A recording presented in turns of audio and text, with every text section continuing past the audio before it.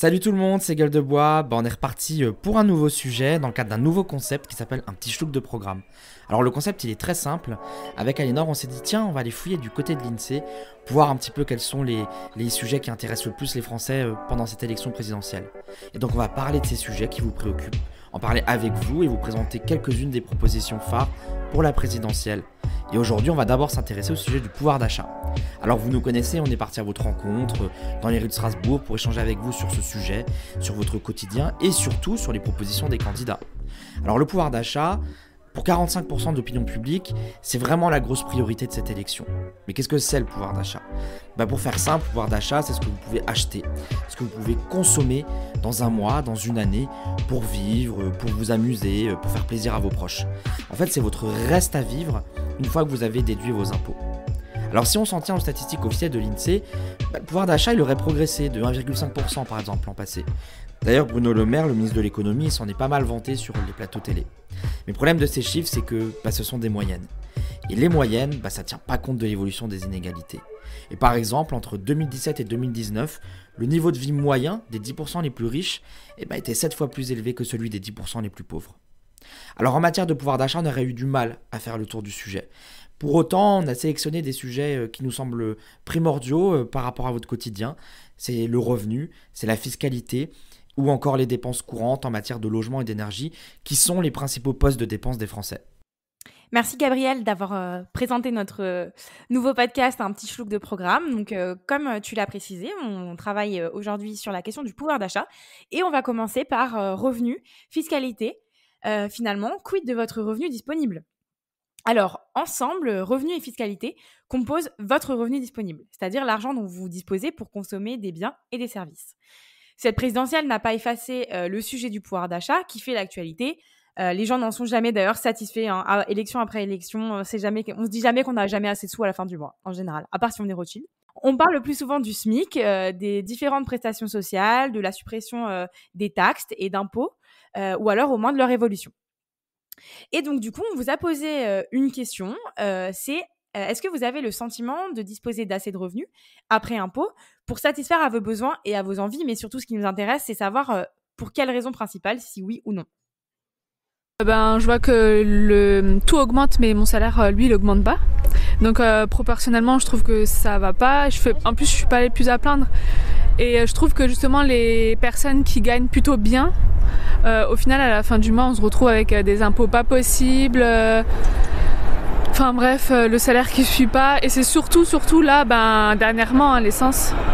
Là, on a clairement entendu avec cette jeune femme strasbourgeoise le sentiment, je pense, qui est partagé par beaucoup de Français, que sans doute le salaire il augmente pas, ou en tout cas très peu, et que lui le coût de la vie par contre ça grimpe, et là notamment avec le prix de l'essence, mais on en parlera plus tard. Et ce qui est intéressant aussi, c'est qu'elle parle de ce sentiment qu'elle est dans une forme de finalement d'entre-deux vicieux, où elle fait partie des personnes qui gagnent plutôt bien leur vie, mais qui de l'autre côté du coup sont aussi peut-être les plus taxés, en tout cas des bons contributeurs, et elle bénéficie pas forcément de tous les systèmes de redistribution, et donc finalement elle n'a pas forcément le sentiment d'avoir un pouvoir d'achat confortable pour elle.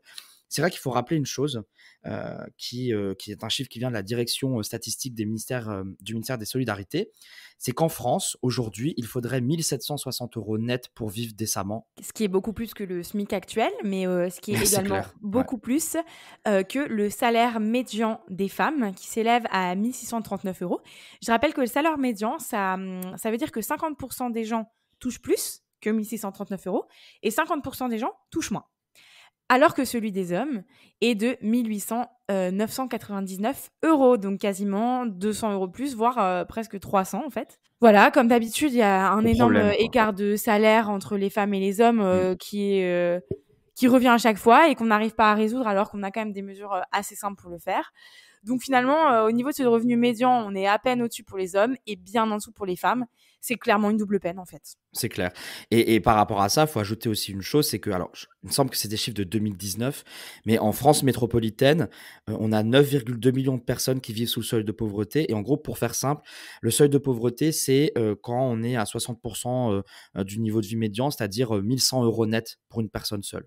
Donc en dessous de 1 100 € net seul, eh ben, on est considéré comme étant dans le seuil de pauvreté. Et aujourd'hui, ça fait 14,6 ou 15% des Français, c'est genre juste énorme. Et là-dessus, tu peux rajouter encore une info qui va bien te miner le moral, c'est que 10% des Français les plus riches aujourd'hui, ils captent près d'un quart de la masse globale, donc de l'ensemble des revenus après impôts et prestations sociales. C'est juste 7 fois plus que les 10% les plus pauvres. C'est énorme, c'est énorme. C'est incroyable. Comme vous vous en doutez, puisque c'est le sujet qui intéresse majoritairement les Français et encore françaises aussi, et encore plus avec l'augmentation de l'essence en ce moment qui nous préoccupe tous et toutes énormément, les candidats à l'élection présidentielle s'en sont saisis. Et nous, on a choisi de retenir 3 propositions ou types de mesures phares dans les questions qu'on vous a posées pendant notre micro-trottoir. Donc, dans ces 3 mesures, il s'agit d'une part de l'augmentation du SMIC, c'est-à-dire l'augmentation du salaire minimum qui est aujourd'hui à 1 269 € net, donc bien en dessous de ce que préconise l'adresse pour vivre décemment en France, bien en dessous. Ensuite, l'évolution de l'impôt sur le revenu, c'est-à-dire il s'agit du principal impôt en France qui est basé sur ce qu'on perçoit chaque mois, donc nos revenus, les revenus du ménage. Et enfin, la suppression de la redevance audiovisuelle. Donc, qu'est-ce que c'est ? C'est une taxe qui est prélevée auprès des auditeurs et des téléspectateurs, qui a pour but de financer partiellement ou entièrement, intégralement, les antennes publiques et les radios la télévision.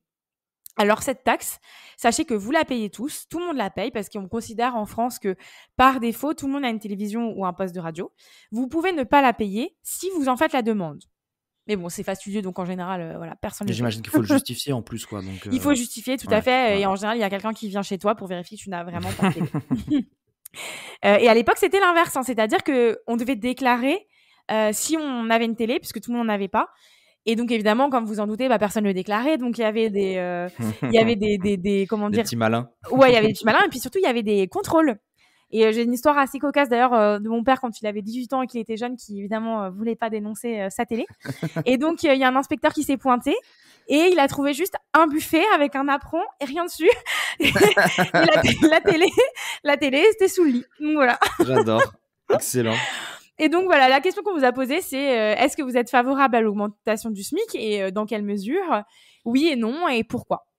Oui, mais pas à... J'ai vu un des candidats qui proposait un SMIC à 1 800 €. Je trouve que c'est un peu utopique. Parce qu'un SMIC à 1 800 €, ça fait des salaires encore plus hauts où on va chercher cet argent. Alors, cette jeune femme nous parle de l'augmentation du SMIC à 1 800 € et elle a vu juste parce que c'est effectivement une proposition des candidats Poutou et Artaud. Jean-Luc Mélenchon et Jean Lassalle, eux, proposent de l'augmenter à 1 400 €. Anne Hidalgo, elle propose d'augmenter le SMIC de 200 €. Fabien Roussel et Yannick Jadot, eux, proposent de mettre un SMIC à 1 500 €. C'est un peu qui dit mieux, quoi. Voilà, tout à fait. C'est mieux complètement. C'est le juste prix, quoi. Tout à fait. Les autres candidats, comme de droite principalement, comme Valérie Pécresse, Nicolas Dupont-Aignan ou Marine Le Pen, ne donnent pas de chiffres précis. En revanche, ce qu'ils proposent, c'est qu'en fait, les salaires qu'ils considèrent comme bas, c'est-à-dire allant de 2,5 à 3 fois le SMIC, seraient tous augmentés de 10%. Et alors pour le coup, il y a Zemmour, lui, qui propose, qui revient un peu sur une vieille rengaine de la droite que Pécresse a remis aussi en avant. Lui, il parle de la défiscalisation des heures supplémentaires. Donc c'est le travailler plus pour gagner plus. Oui, c'était complètement ce que proposait Sarkozy, d'ailleurs, qui avait été plutôt applaudi par les salariés, il me semble, à l'époque. Oui, ça avait été plutôt apprécié. Et Zemmour parle aussi, alors là, moi j'adore le terme, je le cite, il propose des primes défiscalisées, bon ça tout le monde comprend, pour les salariés méritants. Ah oui, ok. Mais on ne sait pas ce que c'est en fait. On ne sait pas ce que c'est. Est-ce que ce sera avec passeport ? Je ne sais pas. Ça ne m'étonnerait pas, oui, connaissant la bête. Voilà, il ne précise pas qui c'est et pourquoi ils sont méritants, mais en tout cas, voilà, ils pourront avoir une prime défiscalisée. Voilà, c'est sa principale proposition. D'accord. Au niveau Moi, par contre, il y a un truc, Aliénor, là, quand j'entendais les propositions sur le SMIC un peu là, qui dit mieux, 10% de plus, tout ça. Moi, il y a un sujet, je trouve qu'on n'a pas discuté dans cette présidentielle, peut-être que ça viendra, c'est que La société, elle est OK pour accepter un salaire plancher, le SMIC, donc un salaire minimum.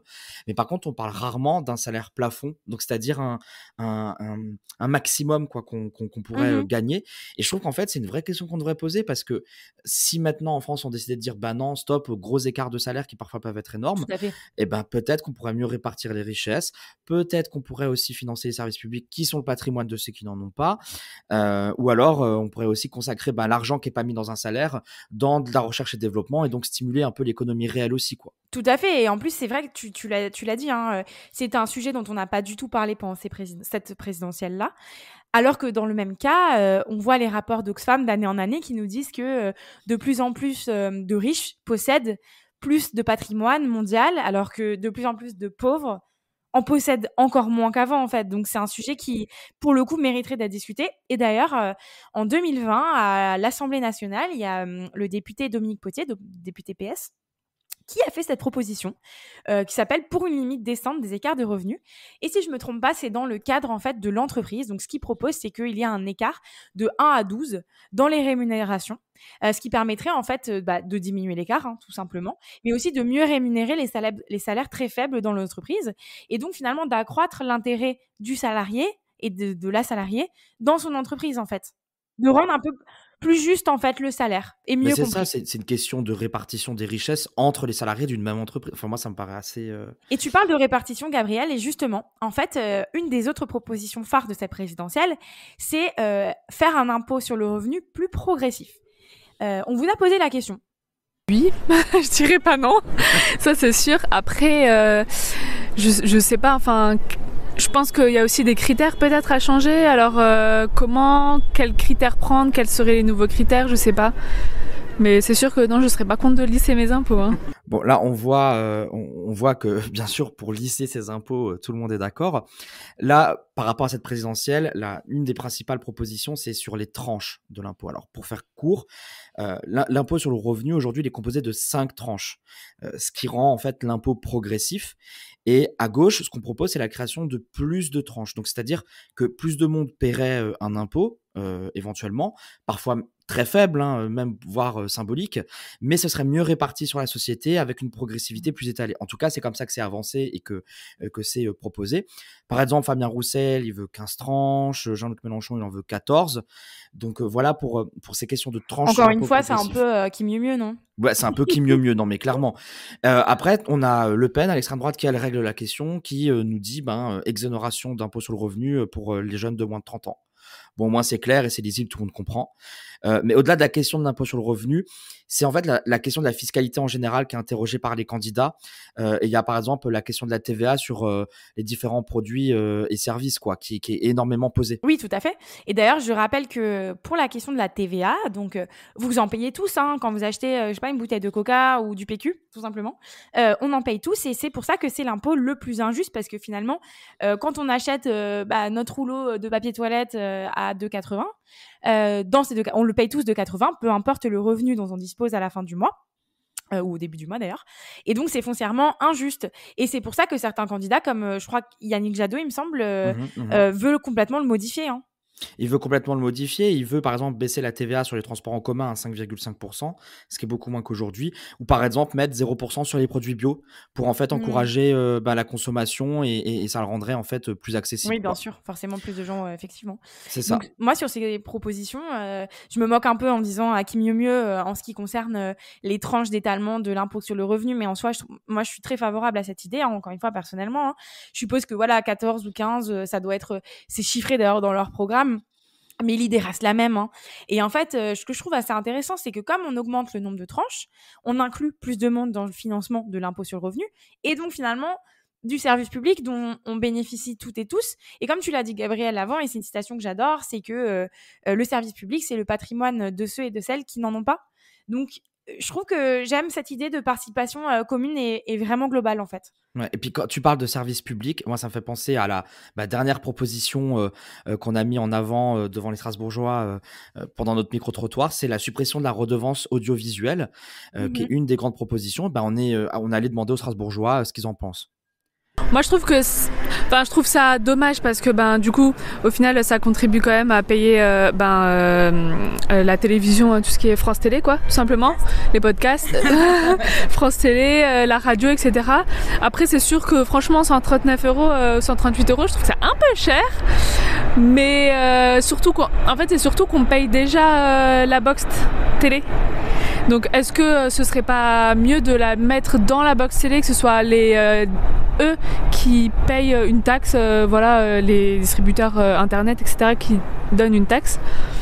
Finalement, c'est quelque chose d'assez commun pour Emmanuel Macron de supprimer des taxes plutôt que de les réformer ou de réfléchir, puisqu'on voit qu'il l'avait déjà fait avec la taxe d'habitation en 2019-2020. Donc là, il veut supprimer la redevance audiovisuelle. Et les candidats de droite et d'extrême droite sont d'ailleurs plutôt d'accord avec lui. Étonnant, vu qu'il est aussi droite, finalement. Et cette taxe audiovisuelle, elle ramène 4 milliards d'euros. Donc, ce qu'il veut faire, c'est finalement la supprimer pour que ces 4 milliards d'euros aillent dans la poche de l'État.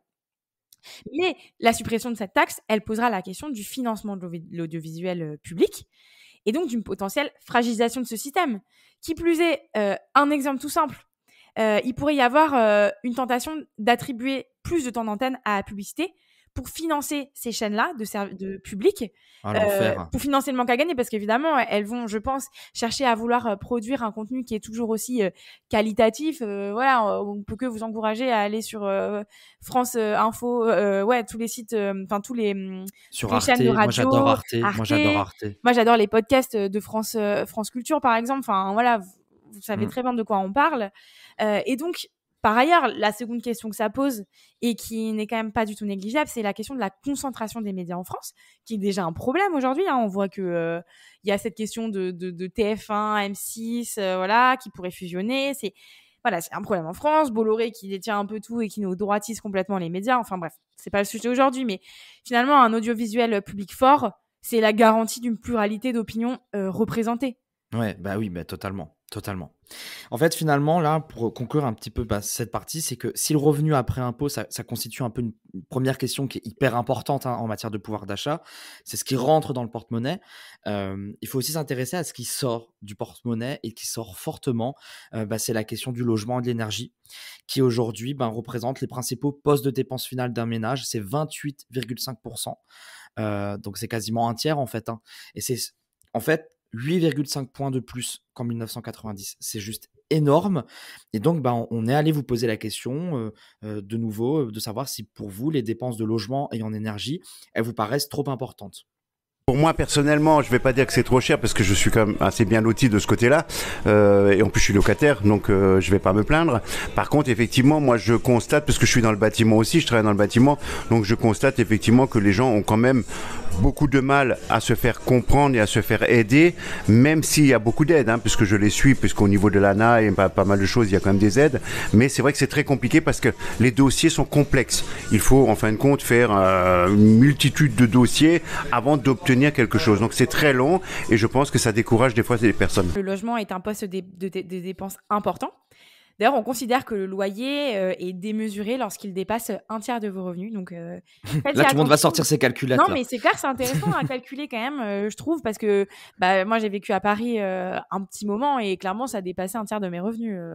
Et d'autant plus, encore, j'avais la chance de vivre en ménage, mais pour les personnes qui habitent seules, c'est énorme. Enfin, ça fait quasiment la moitié des revenus parfois. En plus, tu sais que moi, je trouve que c'est hyper discriminant comme donnée parce que non seulement, c'est une donnée objective là que tu donnes, et c'est vrai, c'est abusé. Mais en plus, je pense que quand tu fais des démarches pour être locataire, c'est souvent quelque chose qui est regardé aussi par les propriétaires. Et si tu es au-dessus du 1 tiers, tu te fais avoir et en fait, t'es pas logé et tu rentres dans un cercle vicieux, quoi. C'est pour ça qu'il faut gagner 3 fois le revenu. Mais bon, pour des studios, en tout cas pour ce qui concerne Paris, à 950 € pour 15 mètres carrés, tout le monde ne gagne pas 3 fois le revenu. Enfin, c'est-à-dire, encore une fois, c'est pas le sujet aujourd'hui. Enfin, bien qu'on parle du logement, mais on va pas spécialement parler de Paris. Mais je veux dire, clairement, il y a un problème de logement des professions intermédiaires à pouvoir se loger. Je vois pas comment une institut peut encore se loger à Paris. Enfin, c'est hyper compliqué. Ouais. Augmentons les instituts, voilà le sujet. Mais en tout cas, le sujet qu'on entend là dans cet audio qu'on a vachement entendu, c'est que c'est la question des aides en fait pour payer son loyer. Évidemment, c'est hyper important, on les demande, mais c'est très fastidieux de les demander. Et ça aide quand même les gens à payer leur loyer en fait, mais c'est pas forcément suffisant. Ouais. Bah, en fait, moi, ce que je trouve intéressant, c'est que c'est un des sujets qui lui est tout de suite venu à l'esprit quand il parlait de logement. Et donc, ça prouve en fait qu'il y a un problème, parce que si t'as pas de problème, t'as pas besoin d'aide. Ah non, bah, c'est certain, c'est certain.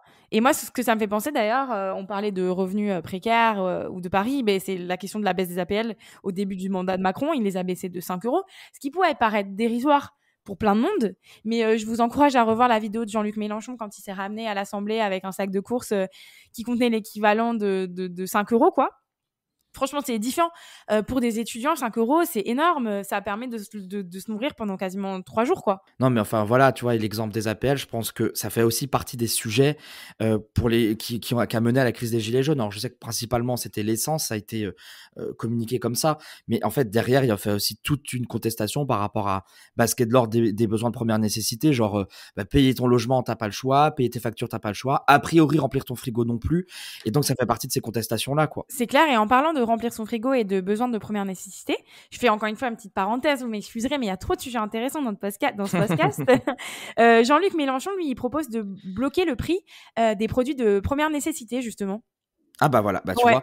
Et en fait, Et c'est intéressant parce qu'on pourrait aussi le faire sur l'énergie. Et je crois que c'est Hidalgo qui le propose, mais on en parlera tout à l'heure. Et pourquoi en fait bloquer le prix de l'énergie? Bah, je vais vous dire ça. En 2021, le prix du gaz a augmenté de 45% en un c'est an. énorme.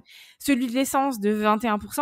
Et encore, on n'a pas pris en compte dans ce calcul-là l'augmentation de 2022. Donc, vous pouvez, franchement, je pense que c'est quasiment le double. Hein. J'ai pas le chiffre sous les yeux, donc je vais pas raconter n'importe quoi, mais vous le vivez toutes et tous, hein, que ce soit pour payer votre chauffage ou remplir votre d'essence votre Votre voiture. réservoir, quoi, ouais. Bah non, mais c'est clair, c'est de plus en plus cher, et en fait, se chauffer, là encore, on arrive à l'été, mais franchement, comment on va faire, quoi? Ouais, non, mais c'est abusé. Et là-dedans, tu as aussi l'électricité qui grimpe.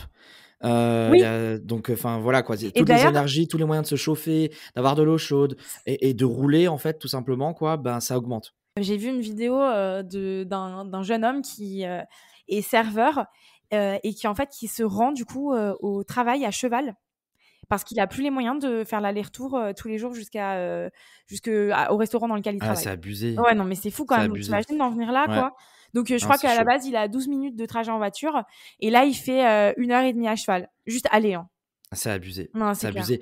C'est abusé et c'est pour ça qu'en fait, on vous a posé, 3 questions, sur, aussi pareil, comme pour les parties précédentes, sur, les des mesures phares qui sont proposées par beaucoup de candidats d'une manière ou d'une autre. On est allé, poser des questions sur l'encadrement des loyers, en fonction de notamment de certains secteurs, sur l'augmentation des aides au logement et sur le blocage des prix de l'énergie. Et alors sur l'encadrement des loyers en fonction des secteurs, on vous écoute sur ce que vous nous avez, raconté. Ça devrait être inscrit dans la loi en fin de compte, hein, l'encadrement des loyers. Parce que les loyers, quand je vois chez moi, je paye 540 € au rez-de-chaussée. Ceux qui sont au-dessus de moi payent 650 pour le même appartement. C'est là où on voit qu'il y a un problème quelque part. Alors, je ne vais pas en vouloir à mon propriétaire. Hein. Je sais qu'il a investi, mais d'un autre côté, je ne trouve pas normal qu'il y ait une différence de 200 € alors qu'on est, moi, au rez-de-chaussée et eux, au premier étage, ils ont le même appartement. Voilà. On parle donc de cette question de l'encadrement des loyers qui paraît être une évidence hein, dans l'audio qu'on a écouté tout à l'heure. La proposition, elle est présente chez beaucoup de candidats, notamment à gauche, comme Jean-Luc Mélenchon ou Yannick Jadot, ou encore aussi Anne Hidalgo, qui, elle, insiste particulièrement sur les zones Mmh. tendues La en maire de ville. Paris, ouais. Voilà, la maire de Paris. Je crois que c'est quelque chose qui a été mis en œuvre à Paris, à Lille aussi. Maintenant, je sais pas où est-ce que Oui. c'en est réellement. Mais il y a aussi d'autres mécanismes qui sont un peu imaginés, toujours dans l'idée de faciliter en fait l'accès au logement, comme l'extension de la caution publique pour Emmanuel Macron, ou alors Valérie Pécresse qui propose elle l'extension de ce qu'elle appelle la garantie immobilière solidaire. Alors c'est quelque chose qu'elle a mis en œuvre a priori dans sa région francilienne, donc d'Île-de-France, et en fait ça permet aux emprunteurs qui sont primo-accédants et qui présentent un risque de santé de pouvoir quand même avoir accès à un emprunt immobilier. Et Jadot, lui, propose aussi une garantie universelle pour que tout le monde puisse avoir en fait une caution. Quand tu cherches à être locataire, c'est juste la base, quoi. Après, on s'est aussi intéressé à la question des APL, donc aux aides au logement et à la vision que vous en aviez. Ceux qui n'ont pas les moyens, on peut les aider, mais dans ces cas-là, il faut que ça soit spécifique aux personnes qui en ont besoin. Et pas, parce que le problème, c'est que les appels, on les donne à tout le monde, alors que les appels devraient ne servir qu'à des gens qui en ont vraiment besoin. Voilà. Là, on entend clairement hein, les interrogations autour de l'APL, est-ce que ça doit augmenter, baisser et c'est vrai que c'est toi, Alignor, qui a pas mal travaillé le sujet. La question de l'augmentation des aides au logement, la gauche se l'est clairement posée et la plupart des candidats proposent d'augmenter les APL. à minima de 5 euros, enfin de revenir à la situation d'avant Macron. Et pour Roussel, lui, il propose aussi d'étendre les bénéficiaires. Alors voilà, Zemmour, lui aussi, propose de modifier les APL, mais de les réserver aux Français. Étonnant, étonnant. Ensuite, d'autres formes d'APL proposées par Valérie Pécresse, c'est rétablir l'APL succession, donc accession, pardon, qui existait déjà dans le passé et qui permet en fait de faciliter le remboursement d'un prêt immobilier pour les familles modestes. Lapsus là, parce que sur les successions, Valérie Oui, Pécresse, elle a aussi beaucoup de propositions, hein. totalement, c'est vrai. Je pense que c'est pour ça que j'ai fait de lapsus, alors que vraiment, d'ailleurs, toute raison gardée, je trouve que l'appel accession est plutôt quelque chose de Une assez piste positif. intéressante, Ouais, ouais. une piste Ouais. intéressante, exactement. Et alors pour finir, on s'était intéressé à la question du blocage du prix de l'énergie et notamment de l'essence. Oui, ça, il faudrait effectivement un blocage parce que moi je suis passé de 22 euros du plein de réservoir il y a un mois à 33 euros. Donc effectivement, je pense qu'il y a besoin effectivement d'un blocage. Et ça, pour beaucoup de monde, surtout pour les gens qui ont peu de ressources, déjà, on devrait déjà les aider beaucoup plus de ce côté-là. Sur la question du blocage des prix de l'énergie, on en a parlé un petit peu tout à l'heure. Bah oui, on a des candidats comme par exemple Anne Hidalgo qui propose de revoir la TVA sur les factures de gaz, de l'électricité, qui pour elle devrait être baissée parce que c'est un bien de première Mmh. nécessité. Comme finalement, Idem, on retombe un peu sur nos pattes de Jean-Luc Mélenchon, quoi. bah c'est ça, et Mmh. donc idem sur occasionnellement sur les carburants en fonction de l'augmentation. Marine Le Pen propose une baisse de 20%, de la TVA de 20% à 5,5% sur ces questions énergétiques. D'accord. Par contre, on a Éric Zemmour qui lui parle du blocage des prix à 1,80 €. Ok. Et on a Pécresse qui dit, elle, alors j'ai adoré, mais on n'a pas les moyens de financer une baisse. Ah bah Ok, voilà, hop, on ferme voilà, la porte. c'est Ok, ça. bah, dans le même genre, enfin pas dans le même genre justement, mais Roussel qui lui propose quelque chose d'assez différent. C'est une taxe flottante, le temps que les prix baissent, et il propose de réduire de 30% la taxe d'électricité. Et surtout, bah, son grand sujet en tant que communiste, c'est la nationalisation d'EDF. Ouais, bah pour faire un peu de folklore quand même. Voilà. Bah, en tout cas, je crois qu'on arrive à la fin de ce podcast. Bah, profitez en tout cas de ce podcast. On vous encourage quand même à aller feuilleter les programmes des différents candidats qui sont facilement Bien disponibles sûr. sur leur site internet. Et vous allez bientôt tous les recevoir aussi. Normalement, Ouais. dans vos enveloppes, normalement.